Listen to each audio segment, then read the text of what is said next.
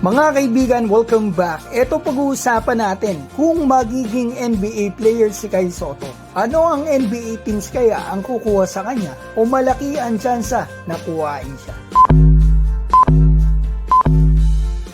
Excited na tayong lahat sa laro ng ating pambato na si Kai Sotto. Ngunit September po ang laro nito sa preseason ng Japan B-League. Kaya sa ngayon, pag-usapan muna natin ang napakagandang topic na ito. Siguradong magiging NBA player si Kai Sotto pagdating ng araw. Pwedeng next year, 2025, dahil yan ang target ng kampo ni Kai na makapasok ito sa NBA, or pwede ding 2026 or 2027 pag edad nito ng 24 to 25 years old. Pero, kung makukuha nga siya sa NBA, ano kayang teams ang malaki ang tsansa na paglalaroan niya? So ito kaibigan, ang sasabihin ko pong team sa inyo ay base po sa usapan namin ng aking source. Ito po ay maaaring predictions niya o hula lang niya o opinion niya. Andito kaibigan si sinabi sa akin ang Purple and Gold Los Angeles Lakers. Kaibigan, nag-viral ito noong nakaraang taon kay Kai dahil po sa post ng tatay ni Kai, yan ang binibigay ng mga fans na hula nila. Kaso na-injured naman po ang pambato natin. So ito, andito rin ang Dallas Mavericks, ang team po na mahilig kumuha ng overseas players. Maganda po ang pinakita ni Kai sa training camp niya dito last year. At andito rin po ang Sacramento Kings kung saan andito po sa coaching staff nila ang isang kababayan natin si Coach Jimmy Alapag. Andito rin ang Memphis Grizzlies. Ang team na ito po ang kumuha sa teammate ni Kai na si Yuki Kawamura. Iisa po sila ng basketball agent si Tony Ronson nga mga kaibigan.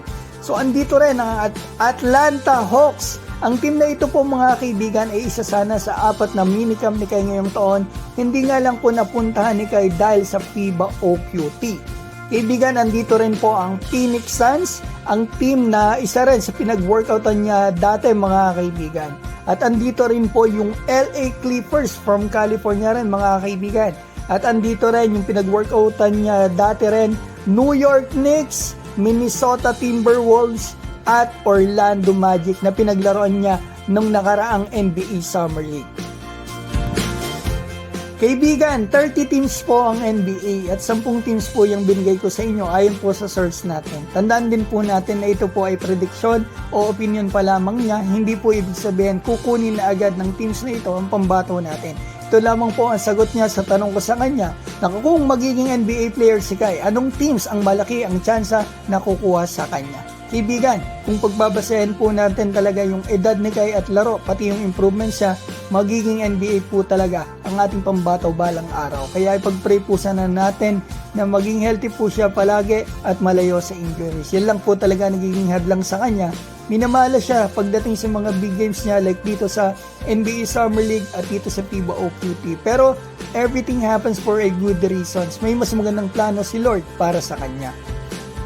Kaibigan, kung kayo po ay may opinion about dito, paki-comment na lang po sa baba at babatiin ko lamang po si Donnie Miklat Gagi ng Canada, Estela Bayot, Troy Chris Caretas, Rafi Trajano Jr., Louis Fernandez, Aguerco Salvador, IC Bale, Off to Road Vlog, PJ Manso, Busio Kay Cajes, Maria Luisa, Kailong Sabion Jr. ng USA, Mac Chanco ng California, Rol G. Chanel, Coach Saji, Cyril Bales at Dwayne Giselle. Mga kaibigan, maraming salamat po sa inyo.